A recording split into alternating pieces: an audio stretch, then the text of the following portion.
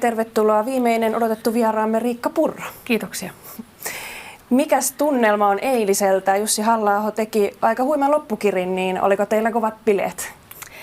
No ei näissä tehtävissä oikein viitsi pilettää näinä päivinä, että säästetään juhlat sitten toiseen kertaan. Aikamoinen flunssa on päällä, että se vähän laskee nyt tunnelmaa tänään, mutta jännittävä ilta oli. Valitettavasti toinen kierros jäi aika kaukaiseksi haaveeksi, mutta kuten eilenkin kerroin, niin ylivoimaisesti perussuomalaisten paras tulos koskaan näissä vaaleissa, joten totta kai sitä pitää olla tyytyväinen. No mistä tämä Jussi Halla-ahon huima loppukirja oikein kertoo? Mitä sellaista hän tarjosi äänestäjille, mitä muut eivät?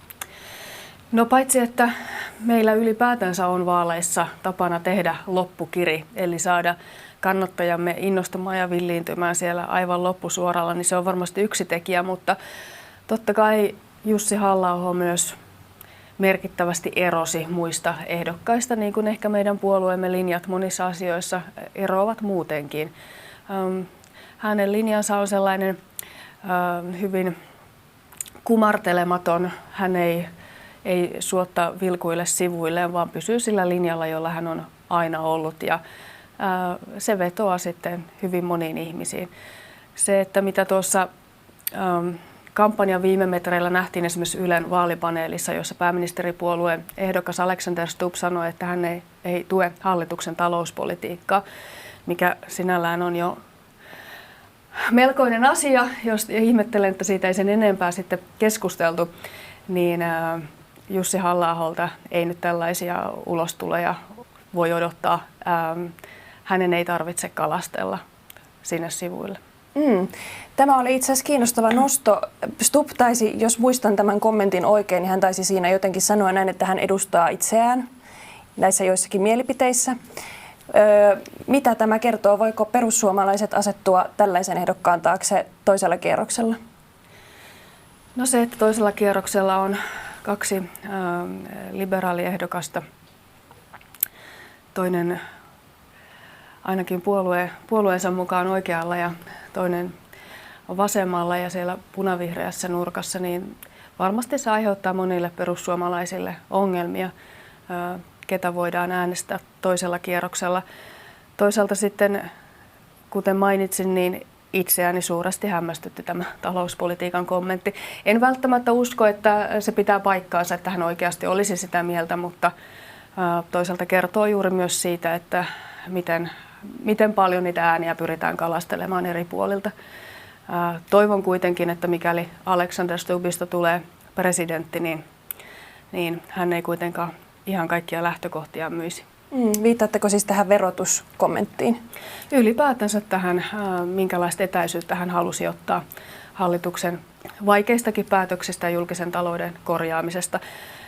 Kun katsotaan hallitusta 4 puolueen koalitiota, niin se, että meidän ohjelmassa on 6 miljardin sopeuttaminen ja nyt tuota pikaa tehdään uusia lisäpäätöksiä, niin se on sellainen meitä koossa pitävä voima, ylivoimaisesti se suurin yhteinen nimittäjä tälle hallitukselle, että me haluamme korjata tätä talouden tilaa. Niin totta kai toivoisin, että pääministeripuolueen ehdokas, vaikka tietenkin mikäli presidentiksi valitaan, niin luopuu puolueen jäsenyydestä, mutta kuitenkin kokoomuslainen myös tukisi tätä politiikkaa. No, kumman ehdokkaan taakse perussuomalaiset voi asettua? Kummalle testamenttaatte äänet? En itse testamenttaa kummallekaan ja luotan perussuomalaisia äänestäviin ja kaikkiin muihinkin äänestäjiin, että he osaavat itse tehdä oma ratkaisunsa, mutta kyllä on mahdollista, että äänestysaktiivisuus laskee, mikäli monille on vaikea tehdä päätös, mutta kaikki äänestävät tietenkin sitä, mitä haluavat, eikä ole tarvetta testamentata ääniä. No Riikka Purra, te istutte valtiovarainministerin ja myös pääministerin sijaisena TP-UTVassa ja olette tehneet työtä paljon presidentinkin kanssa, niin minkälaista presidenttiä te odotatte sinne TP-UTVaan seuraavaksi? Todellakin nykyinen istuva presidentti, hän on ollut äärimmäisen hyvä tuki monissa asioissa, näissä akuuteissa ongelmissa, joita turvallisuuteemme tälläkin hetkellä liittyy. Ja toivon tietenkin, että yhteistyö myös seuraavan kanssa, kuka hän sitten onkaan, niin säilyy hyvänä. Vaikka presidentin toimivalta on hyvin rajattu jo sinällään. TP-UTVA on niitä harvoja virallisia yhteisiä elimiä, joissa asioista keskustellaan ja niistä päätetään, niin toki niin kuten tiedämme, niin se miten presidentti ylipäätänsä reagoi yhteiskunnalliseen keskusteluun ja esiin nouseviin ongelmiin, sillä on hyvin suuri merkitys politiikassa myös laajemmin.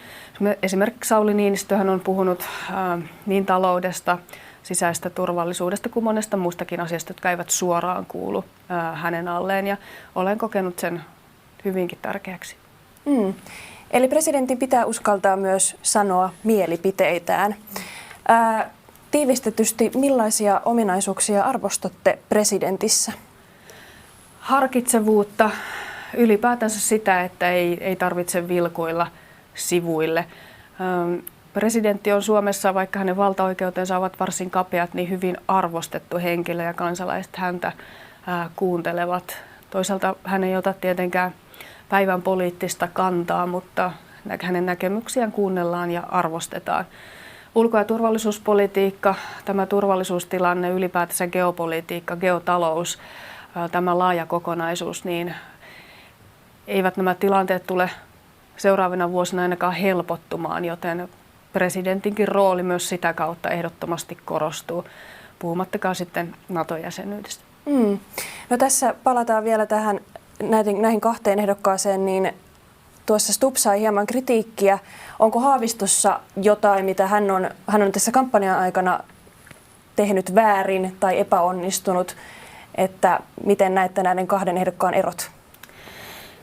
No ei minulla sinällään ole tarpeen heidän virheitään tai onnistumisiaan poimia. Pekka Haavisto on kokenut poliitikko, hän on kokenut presidentinvaaliehdokas ja hänellä on suuri suosio, kuten tuloksesta nähdään, ja katsotaan mihin se riittää. Tietenkin ynnäillään näitä eri puolueiden edustajien saamia ääniosuuksia, niin toisaalta katsotaan sosiaalidemokraattien ehdokkaan hyvin alhaista ääniosuutta, niin näyttää siltä, että Pekka Haaviston taakse punavihreät ovat jo hyvin vahvasti liittoutuneet ja keskittäneet ääniään Pekka Haavistolle, joten en tiedä, mitä toisella kierroksella tulee tapahtumaan. Sitten taas Jussi Halla-ahon ja Olli Rehnin äänet, niin miten ne sitten jakautuvat näille ehdokkaille tai nukkuviin, niin sekin jää nähtäväksi. Siitä totisesti tulee mielenkiintoinen näytelmä, mutta palataan vielä Jussi Halla-ahoon. Mistä luulette johtuvan, että hän ei nyt yltänyt toiselle kierrokselle, vaikka kirjo oli kova? No, ennakkoäänet olivat korkeammat kuin mitä itsekään otaksuin, mutta kaksikon etumatka oli liian suuri. Se oli huomattavan suuri, selvästi gallupeita vielä suurempi, ja välimatka jäi suureksi, et ei siihen oikeastaan mitään muuta syytä ole kuin se. Ja kuten sanoin, niin Halla-aholle tai perussuomalaisille muutenkaan, niin ei sovi tähän poliittiseen pirtaan se, että me alkaisimme peruutella tai häivyttää omia kantojaamme vain siksi, että saisimme enemmän ääniä jostain suunnasta. Huomasin, että Ilta-Sanomissa oli tänään sellainenkin kommentti, jossa ehdotettiin tätä, että tämä oli Halla-ahon virhe, että hän tuki hallituksen talouspolitiikkaa, mutta tämä on kyllä niin ihmeellinen arvio. Jussi Halla-aho paitsi varmasti itse tukee tällaista politiikkaa, niin meillä ei ole ehkä tapana irtaantua omasta puolueesta. Edes siinä tapauksessa siitä voisi saada muutaman lisääänen. No niin, siitä saatiin tähänkin kommenttiin sitten näkemys. Oli julkisuudessa myös arvioita ensimmäisellä kierroksella siitä, että olisiko sitten Halla-ahon kompastuskivi se, että hän kuitenkin jakaa kansaa. Hän myös itse on näin sanonut, mutta nyt kuitenkin ainakin perussuomalaisten kannattajat sai taakseen, niin jakaako hän liikaa kansaa vielä? Miten näette asian? No, tätä voi arvioida oikeastaan kahdesta suunnasta. Kyllä hän jakaa, minäkin jaan ja minun puolueeni jakaa. Me perussuomalaiset jaamme. Tämä tulee ilmi kaikista mielipidekyselyistä. Toisaalta tämä on vähentynyt vuosien varrella. Ne meistä, jotka ovat olleet pidempään mukana, niin muistavat millaista takkuamista se on joskus ollut. Ja totta kai pelkästään se, että olemme hallituspuolue, toiseksi suurin puolue siellä, niin lisää sellaista yleistä hyväksyttävyyttä. Toisaalta myös imagomme on parantunut, mutta tämäkin oikeastaan liittyy siihen, että emme siitä huolimatta, että olemme jakavia, niin suostu peruuttamaan tietyistä näkemyksistämme. Meidän ei tarvitse miellyttää kaikkia, riittää, että me saamme ääniä sen verran, että pystymme vaikuttamaan niihin asioihin, joihin me haluamme vaikuttaa. Se, mitä tulee tapahtumaan sitten seuraavissa vaaleissa ja seuraavien vuosien aikana, niin sitä en lähde ennakoimaan, mutta näkisin, että tällainen johdonmukainen linja niin on kuitenkin ainakin politiikan integriteetin kannalta oleellinen. No, tätä on kysytty kaikilta muilta tiivistetysti myös teiltä. Missä Jussi Halla-aho tässä kampanjassa epäonnistui? En minä osaa sanoa mitään, missä hän olisi epäonnistunut. Hän on oma itsensä ja mitään muuta en kykenisi enkä haluaisi häneltä vaatia. No, Jussi Halla-aho palaa tietysti tai on koko ajan toiminutkin tässä puhemiehenä, niin minkälaisen puhemiehen näemme ja millaista puhemiestä voimme jatkossa odottaa? Uskoisin, että aivan samanlaista kuin tähänkin saakka. Muutoksia tuskin on nähtävissä, mutta toivottavasti hän nyt hetken aikaa saa perheensä kanssa levätä ennen kuin eduskunnan istuntokausi alkaa. Te olitte myös kiertämässä siellä kentillä Halla-ahon kanssa tässä varsinkin viime viikkoina, niin mikä siellä yllätti eniten? No, yleisesti yllätti väkimäärä, joka oli siis aivan huikea ja tunnelma oli kuin eduskuntavaaleissa, mikä tietenkin lisäsi uskoa siihen, että tässä voidaan hyvin tuloksiin päästä. Teltoilla me käy koko ajan enemmän ja enemmän nuoria. Tämä ilmiö on ollut olemassa jo muutaman vuoden, mutta se kiihtyy koko ajan. Nuoria sekä äänestysiän jo saavuttaneita, mutta myös sellaisia, joilla se on vasta edessä. Ja tämä on tietenkin hirvittävän mukavaa. Toisaalta kierrokselle, kun itse lähdin, niin otaksuin, että kääntyyköhän tämä niin, että valtiovarainministeri saa kuulla valituksia ja presidenttiehdokas sit suitsutusta, mutta oli mukava huomata, että sain itse myös hyvin paljon kannustusta. Sellaiset asiat, joita ehkä täällä lehtiä lukemalla tai sosiaalista mediaa vilkuilemalla leikkauksista tai ikävistä hallituksen päätöksistä tai lakoista, niin eivät ne kyllä tuolla meidän vaaliteltoilla ainakaan näy, vaan ihmiset kannustavat. Yleisin kannustus on se, että älkää vaan antako periksi ja nyt menkää eteenpäin. Ja hienoa, että Suomella on hallitus, jossa ministerit pysyvät tiukkoina. Olisiko Jussi Halla-aholla ollut vielä potentiaalia parempaankin tulokseen? No, jossittelu ei ehkä ole ominainen lajini, mutta mikäli vaalit olisivat vasta viikon päästä, niin ehkä olisi tullut vielä nousua, mutta vaikea sanoa, olisiko se riittänyt nyt kuitenkaan. Et etumatka tosiaan kaksikolla oli sen verran selvä, mutta ylivoimaisesti puolueemme paras tulos presidentinvaaleissa koskaan.